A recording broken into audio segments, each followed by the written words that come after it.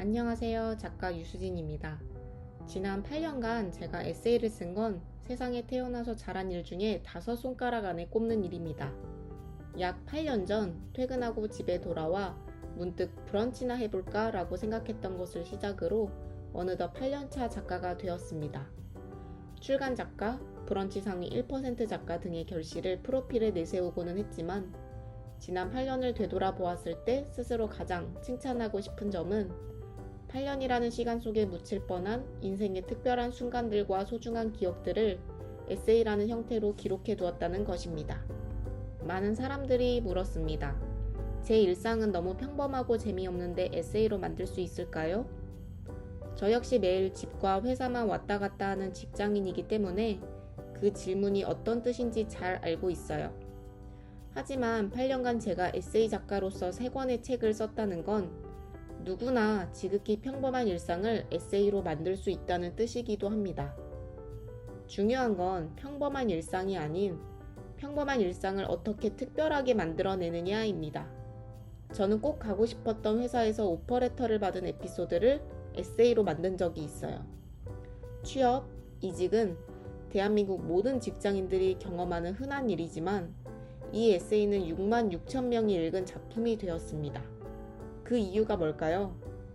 물론 글쓰기의 스킬도 중요하지만 그보다 사람들의 관심사가 크게 다르지 않다는 점을 이해해야 합니다. 시간이 흘러도 취업과 이직은 많은 사람들의 관심을 얻는 주제이고 다른 사람들은 어떻게 취업을 하고 이직을 했는지 궁금해하는 사람들이 많아요. 구체적으로 저의 이직 과정이 어떠했는지, 이 과정 속에서 제가 어떤 것을 느끼고 배웠는지를 에세이로 담으면 남들의 경험과는 차별화된 나의 작품이 될 수 있습니다. 그러니 여러분의 일상 속에 숨은 특별한 순간들을 놓치지 마세요. 많은 사람들이 경험하는 일이라고 해서 특별하지 않은 것이 아니랍니다. 또 다른 예로 저는 2022년에 14일간의 미국 여행을 다녀온 적이 있어요.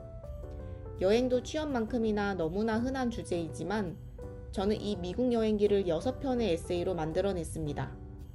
그로부터 3년의 시간이 흐른 지금은 제가 미국을 다녀왔다는 것이 믿기지 않을 정도로 기억 속에 잊혀졌지만 6편의 에세이를 읽으면 그때로 돌아간 것처럼 생생한 느낌이 들어요. 아마도 많은 분들이 여행을 다녀오시면 블로그에 일기 형태로 기록을 하시거나 혹은 인스타그램에 사진으로 남겨놓으실 텐데요. 저 역시도 2017년에 태국 여행을 갔을 때에는 블로그에 일기를 썼었어요. 물론 아무것도 기록하지 않은 것보다는 블로그에 일기를 남겨놓은 것이 천만다행이지만 어디를 갔다, 무엇을 먹었다와 같은 사실 중심의 이야기보다는 그 여행에서 내가 무엇을 느끼고 생각했는지를 위주로 남겨두었더라면 어땠을까 하는 아쉬움이 남더라고요.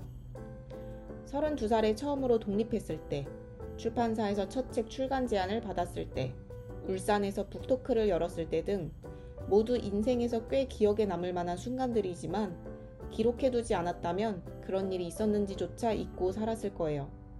그때의 생생한 떨림과 감정은 물론 당시 제가 구체적으로 어떤 생각들을 했었는지 에세이에 고스란히 남아있습니다. 제가 스스로를 특별한 사람이라고 여기기 시작한 것도 에세이를 쓰기 시작하면서부터였던 것 같아요.